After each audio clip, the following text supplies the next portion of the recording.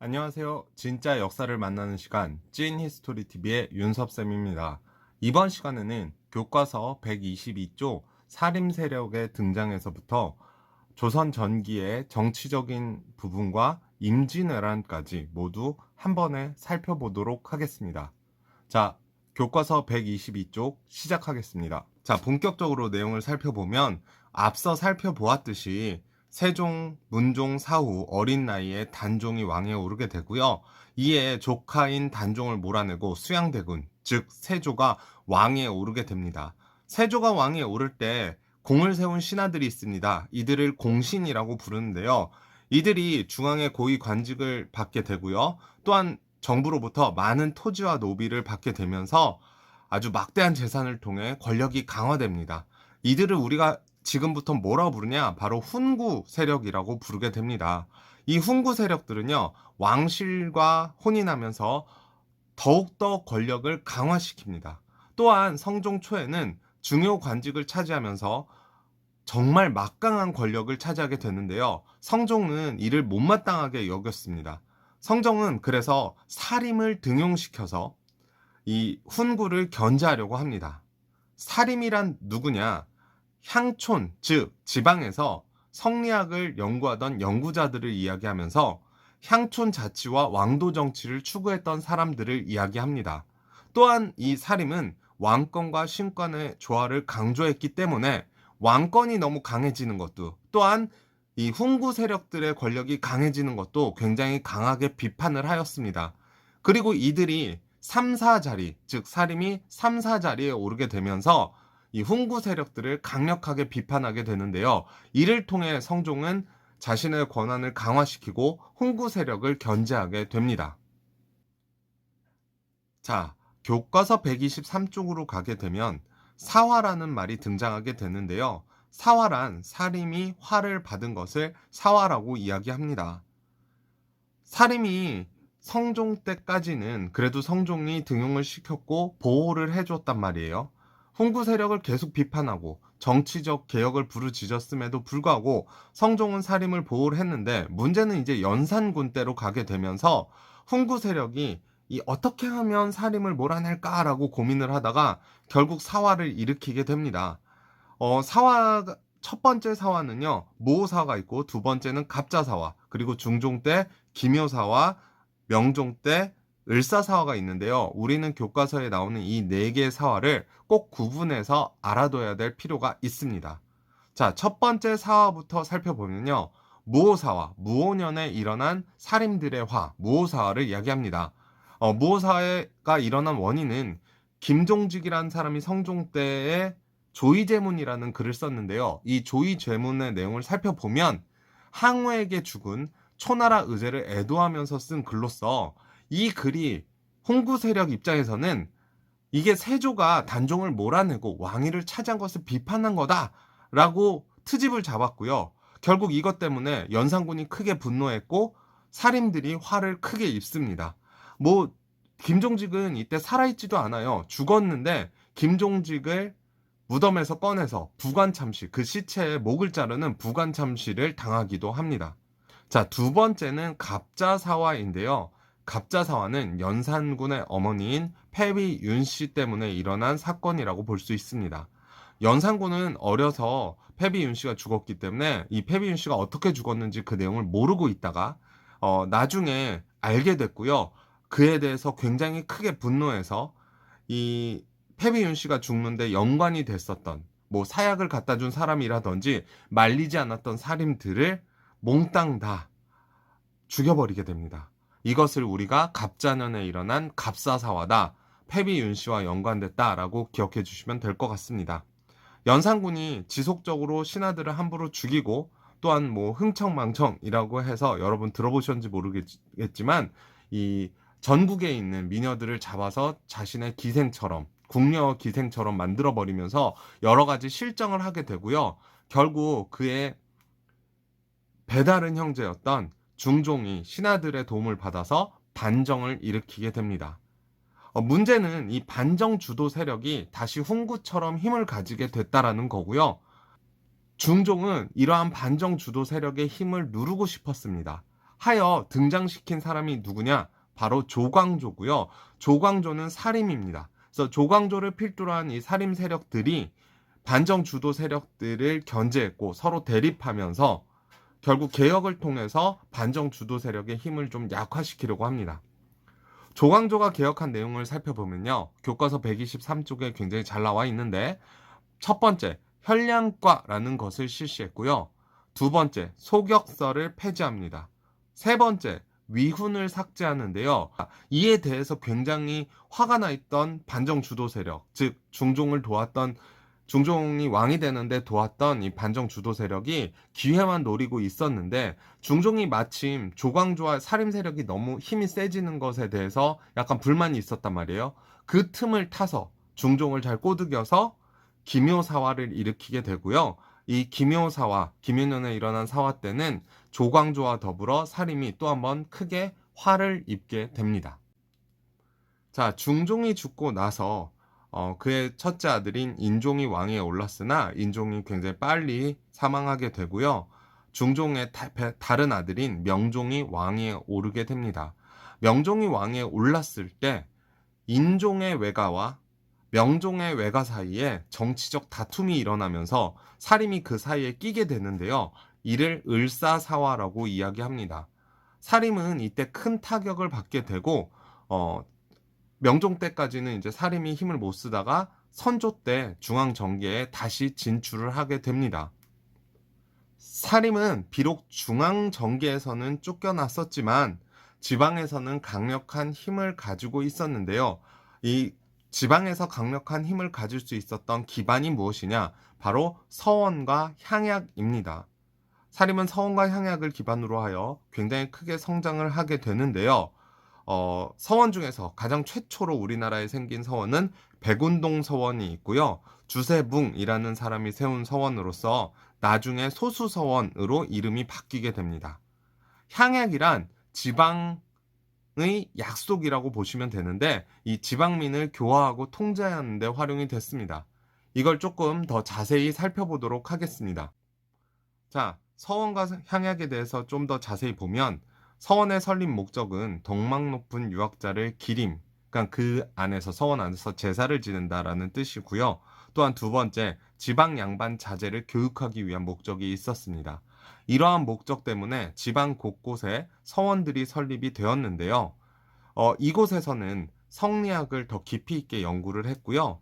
그래서 굉장히 유명한 학자들이 나오게 되고 그들을 따르는 학파가 생기게 됩니다. 이러면서 성리학이 더더욱 조선 후기로 가면서 발전하게 됩니다. 두 번째 향약을 보시겠는데요. 향약, 향자가 들어가면 무조건 지방을 이야기한다라고 보시면 됩니다. 향약이 어떻게 만들어졌냐? 상부상조, 서로를 돕던 지방의 전통, 우리나라의 전통과 성리학적 유교 윤리가 합쳐지면서 향약이 만들어지게 되는데요. 조광조가 중국의 향약, 여씨 향약을 먼저 번역을 해서 보급을 했었고요. 이황과 이이가 우리나라 실정에 맞게 향약을 만들어서 보급을 하게 됩니다. 그래서 각 지역마다 사림을 중심으로 해서 이 향약이 보급되면서 지방민을 교화하고 통제하는 데 활용이 됐고요. 사림이 향촌의 주도권을 장악하는 데 가장 큰 힘을 주었던 것이 서원과 향약이라고 볼 수 있습니다. 이러한 서원과 향약을 기반으로서 네 차례의 사화를 통해서 큰 피해를 입었던 사림이 선조 때 다시 한번 중앙 정계에 진출하게 됩니다. 그리고 이렇게 진출을 하면서 훈구 세력이 완전히 없어지게 되고요. 사림 세력들이 중앙 정치를 장악하게 됩니다. 근데 아이러니하게도 이 사림들끼리 서로 선조 때 대립을 하면서 사림이 둘로 쪼개져 버립니다. 이것을 우리가 뭐라 그러냐? 붕당이라고 얘기하는데요. 이렇게 붕당이 시작되게 된 원인은 이조전랑 자리 때문이었습니다. 이조전랑 자리는 3사, 사원부, 사관원, 홍문관을 3사라고 하잖아요. 이곳의 관리를 추천할 수 있는 권리를 가지고 있었고요. 이 자격을 가지고 있었던 게 이조전랑 자리고요. 또한 자신의 후임자의 추천권을 가지고 있었습니다. 그래서 나름의 막강한 힘을 가지고 있었던 이조전랑 자리를 누구를 앉힐 것이냐 놓고 서로 다투다가 사림 안에서 다투다가 동인 쪽과 서인 쪽으로 서로 나눠지게 되는데요. 동이는 이황과 조식을 중심으로 했고요. 서인은 이이와 성운을 중심으로 해서 나눠지게 됐습니다. 이황은 성악 10도를 지어서 선조에게 올렸고요. 이이는 성악 지표를 지어서 선조에게 올렸는데요. 이 이황의 성악 10도는 10개의 글과 그림으로써 되어 있는데 성인의 학문을 쉽게 이해하도록 설명해 놨습니다. 성악 지표는 국왕과 사대부, 즉 이 성리학을 공부하는 사람들은 서로 다르지 않다. 국왕이 대표일 뿐이다. 라는 것을 설명을 하고요. 국왕이 똑같이 성리학자로서 열심히 공부하고 수양해야 된다라는 것이 주된 내용입니다. 이렇게 선조 때부터 동인과 서인으로 나누어지는 붕당이 시작됐고요. 이것은 조선 후기까지 계속 이어지게 됩니다. 자, 이제 교과서 132쪽 임진왜란에 대해서 알아보도록 하겠습니다. 임진왜란은 임진년에 일어난 외놈들이 일으킨 난을 임진왜란이라고 이야기합니다. 즉 일본이 일으킨 난을 이야기하고요. 조선 건국 1392년, 임진왜란 1592년, 200년간 조선은 굉장히 평화로운 시기를 지내고 있었고요. 200년 개국 축하연을 준비하고 있는 조선에 날벼락이 떨어진 것이 바로 임진왜란입니다. 도요토미 히데요시가 일본에서 전국 시대를 수습하고 난 뒤에 이 장군들의 불만을 잠재우고자 대륙 침략을 하려고 합니다. 이 대륙 침략을 하면서 조선이 가장 큰 피해를 당하게 되는데요. 대규모의 일본군을 동원해서 침략했고요. 굉장히 빠른 속도로 북상하면서 약 20여일 만에 부산에서부터 한양까지 진격해서 한양이 함락당하게 됩니다. 선조는 그 평양에서 또한 의주 쪽으로 나가게 되면서 피난길에 오르게 됩니다. 육군은 계속 패배를 하고 있었지만 우리에게 너무나 잘 알려진, 너무나 유명한 이순신의 수군이 이를 막아내게 되는데요. 이순신이 당시 전라 좌수사로 있었고 이순신이 이것을 막아내면서 이 일본군이 수군과 육군을 통해서 동시에 진격하여 선조를 빨리 잡으려던 계획이 실패로 돌아가게 됩니다. 또한 전라도 지역으로 이 일본군이 잘 못 들어오게 되고요. 이에는 김시민 장군의 진주성 전투도 한몫을 했습니다. 또한 지역 곳곳에서 의병들이 일어났고 승병들이 일어나면서 일본과의 전쟁이 점점 느려지게 되고요. 또한 조선이 명나라에 도움을 요청했는데 명나라가 지원군을 보내주면서 조명연합군의 반격을 통해서 우리가 다시 평양성을 탈환했고 권율 장군이 행주산성에서 일본군을 무찌르면서 한양을 되찾게 됩니다. 이 전쟁의 양상이 달라지자 일본군은 조선과 명나라에 휴전을 요청하게 되는데요. 이 휴전 회담이 계속되고 있는 사이에도 이 남쪽, 한반도의 남쪽 부분은 일본군에 의해서 어마어마한 피해를 받게 됩니다. 3년에 걸친 휴전 회담이 결렬되자 일본군은 조선을 다시 침략하는데요. 이 침략을 뭐라고 얘기하냐? 정유재란이라고 이야기합니다. 그럼 저한테 여쭤보시는 분들이 있겠죠. 학생들이 있을 거예요. 임진왜란 안에 정유재란이 들어가는 것이냐 아니면 따로따로 봐야 되냐라고 이야기하실 수 있는데 임진왜란이 1592년부터 1598년까지 7년 전쟁이라고 부릅니다. 임진왜란 안에 정유재란이 들어간다고 보시면 될 것 같습니다.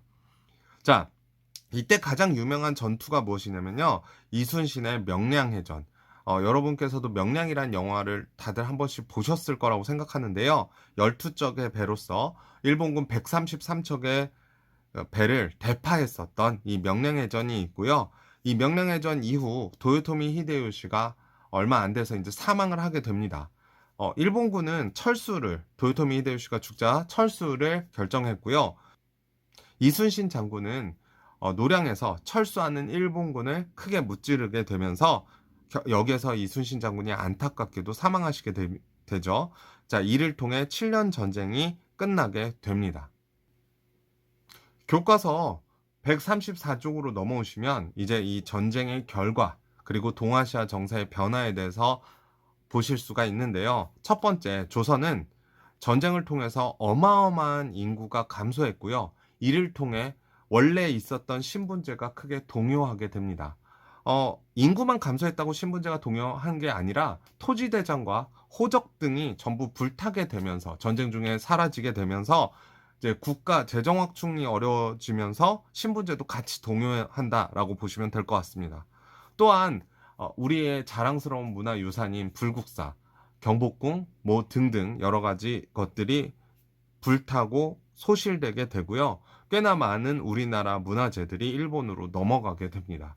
그리고 조선인들이 포로로 잡혀가게 되는데요.